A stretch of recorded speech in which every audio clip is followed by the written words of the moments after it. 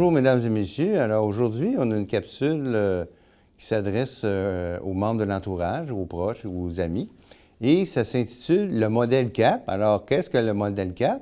Bien, on va demander à Mme Hélène Fradette, qui est directrice générale de la Fédération des familles et amis de la personne atteinte de maladie mentale. Bonjour, Hélène. Bonjour, Luc. Alors, peux-tu nous parler du modèle CAP? Oui, en fait, tu vas voir, c'est relativement simple. Les familles, lorsqu'elles entrent dans l'univers de la maladie mentale, ont plusieurs besoins. Oui. OK? Puis, ces besoins-là étaient souvent difficiles à définir. Puis, pour définir ces besoins-là, nous, on les a regroupés sur le modèle CAP. OK. OK? Je t'explique, c'est Ben relativement simple. CAP pour client, OK.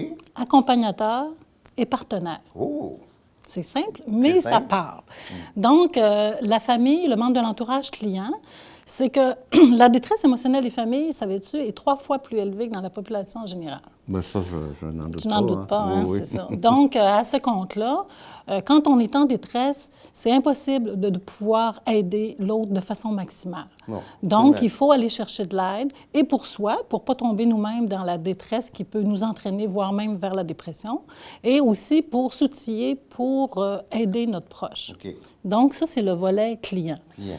Pour ce qui est de l'accompagnateur, tu sais très bien que les familles s'investissent beaucoup dans l'accompagnement de leurs proches qui ont des troubles mentaux.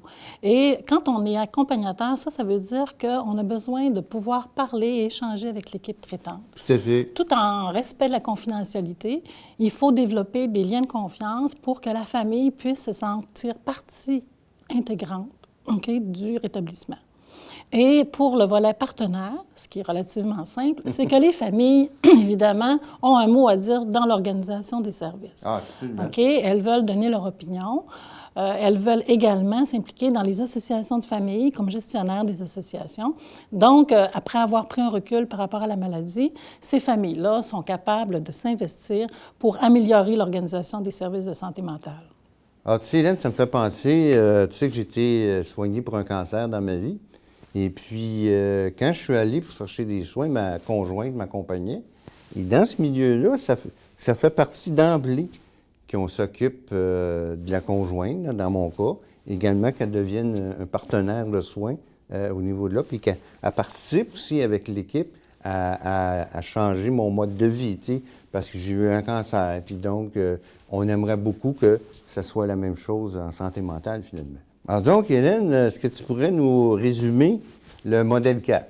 Donc, le modèle CAP fait référence au volet client, donc la famille qui a besoin d'aide par rapport à sa propre détresse, la famille accompagnatrice qui a besoin d'être en lien avec l'équipe traitante et d'être respectée dans ses limites, ainsi que la famille partenaire qui a sa place et qui peut donner son opinion de l'organisation des services à tous les niveaux, au niveau local, régional, provincial. Donc, Hélène, il ne me reste plus qu'à te remercier d'avoir eu la gentillesse d'être venue nous voir pour nous parler du modèle CAP. Et on vous souhaite longue vie à la FAPAM. Bonne journée. Au revoir.